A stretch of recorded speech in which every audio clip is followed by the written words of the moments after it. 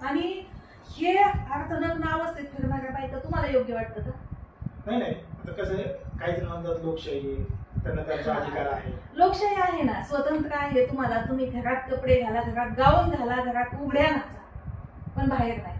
बरोबर. बाहेर चार चौघात, बस स्टँडवर, कॉलेज समोर, बाहेर फिरताना तुम्ही उघड्या नागड्या फिरू नका.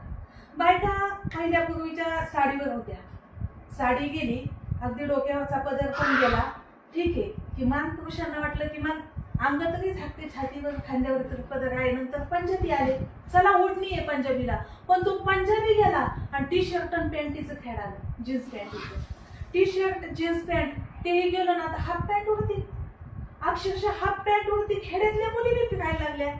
म्हणजे हे सिटीतलं वातावरण अगदी खेड्यापर्यंत जाऊन पोहोचलं.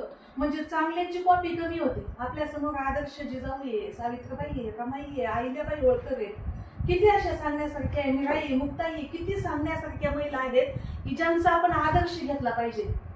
पण ह्यांनी आदर्श घ्यायचं तर दिलं सोडून, पण ह्यांच्या मनचं हे पाश्चात्य संस्कृतीतून जे